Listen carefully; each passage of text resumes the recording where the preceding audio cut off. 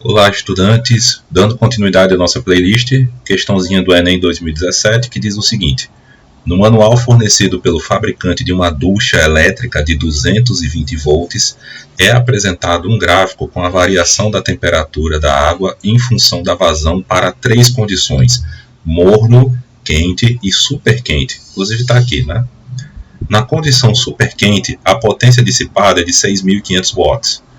Considere o calor específico da água igual a 4.200 joules por kg/grau Celsius e densidade da água igual a 1 kg por litro. Gente, essas informações a gente nem vai precisar delas, tá? Vocês vão ver daqui a pouco por quê.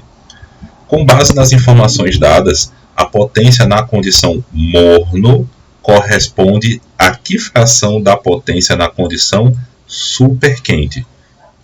Bom, então basicamente o que é que eu preciso fazer? Eu preciso estabelecer uma relação entre a potência na condição morno e na condição super quente, que estão aqui, exatamente aqui, ó, super quente, a linha 3, e morno, essa linha 1 aqui, certo? Então vamos lá fazer essa relação, mas só lembrando rapidinho, tá, gente? Potência nesse contexto, como é que vai ser calculada a potência? Potência é trabalho sobre tempo, a equação. Então, nesse caso aqui, vai ser a energia térmica, tá? Então, vai ser o calor sobre o tempo decorrido.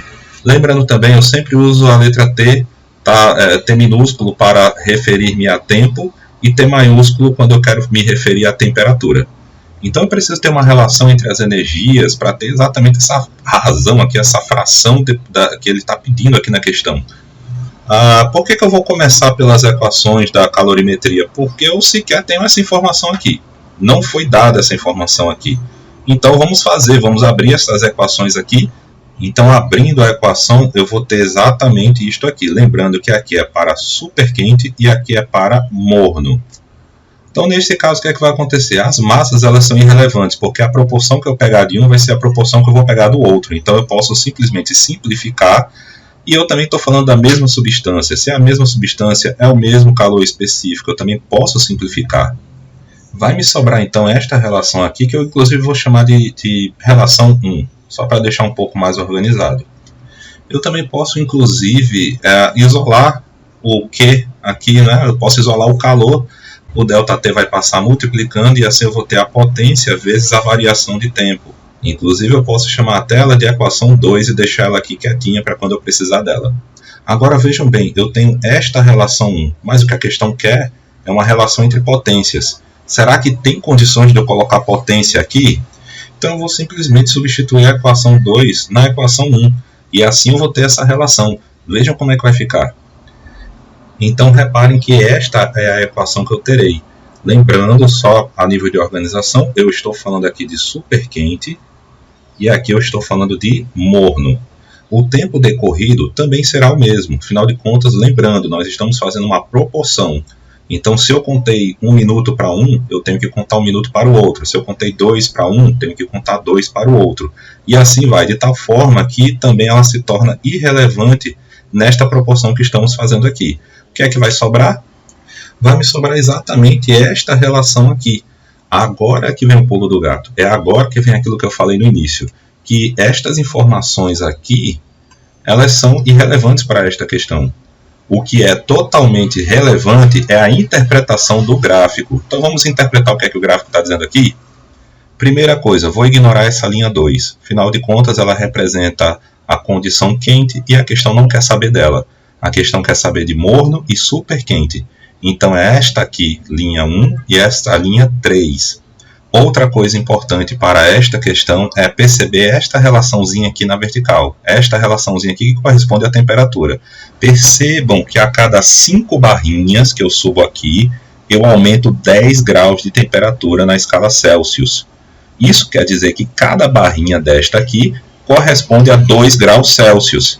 Ou seja, ele está subindo de 2 em 2. A próxima informação que precisa estar clara é o seguinte. Então a questão escolheu esta curvatura 1, a condição 1, e a condição 3. O que é que elas têm em comum? Reparem que o eixo X e o eixo Y, eles coincidem aqui.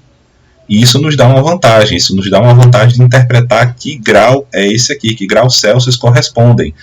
Ah, professor, eu poderia usar aqui? Até pode, tá, gente? Também pode, isso não é proibido, não. Acontece que usando aqui é muito mais fácil para o entendimento da questão. Se formos traçar, então, essa linha reta, lembrando que a cada barrinha dessa que nós mudamos, nós aumentamos quantos graus? 2 graus Celsius. Então, se está em 10 e a barrinha está na linha seguinte, então essa temperatura corresponde a 12 graus Celsius. Agora, olhando para cá, vamos traçar a linha aqui, ó, acompanhar a linha, aliás, né? Reparem que ela está na barrinha seguinte do 30.